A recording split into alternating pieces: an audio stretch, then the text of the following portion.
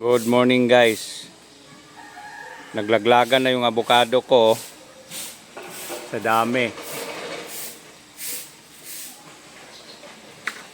Maraming makikinabang na naman ito. Mamimigay tayo niyan.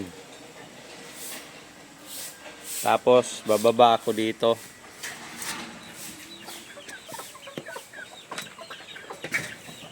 Yan yung mga stag kong may sipon. Gagamutin pa. Bababa ako doon at magtanim ako ng mais. At mag-harvest ako ng kapiranggot na pinyang tinanim ko. Kahit yan lang ang nabuhay, okay na dahil at least may na-harvest. Yan na guys. Kailan ako pagkatapos ng ulan, ang damihan. Sige, harvest namin dito sa talong na dati kong tinanim. At least ito, ma-harvest ko yung pinya na dati kong tinanim. Kahit mangilan-ngilan lang sila. Pero yung talong, marami yan. Sawa sa talong. Dito naman yung ampalaya, pag hindi binabalot, nako, sira talaga. Wala pang time magbalot dyan.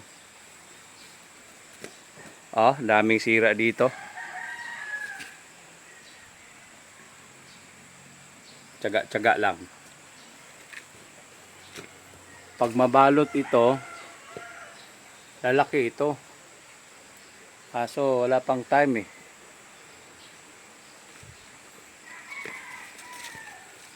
Sipag-sipag lang.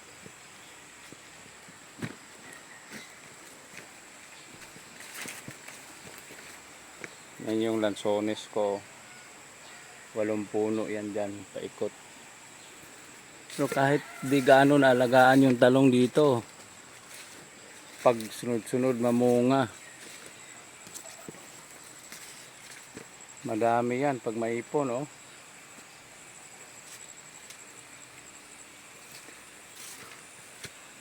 Mais naman ibanat ko dyan guys.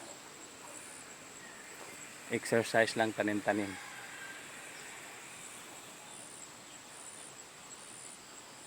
Bye bye. Morning guys.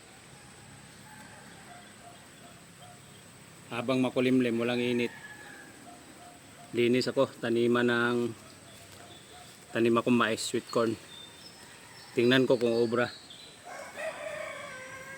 Tsaga-tsaga lang. Malay mo, yung pinya dati, kunti lang nakuha ko eh.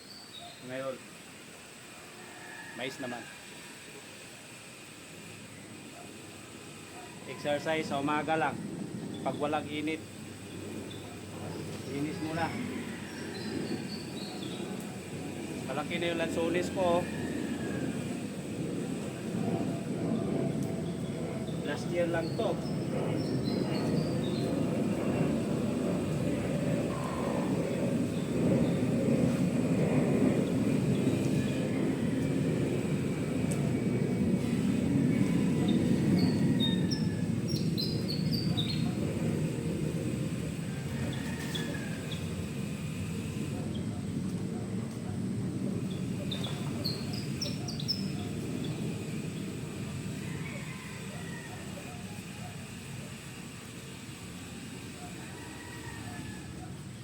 Sa barko gym dito, tanim mais.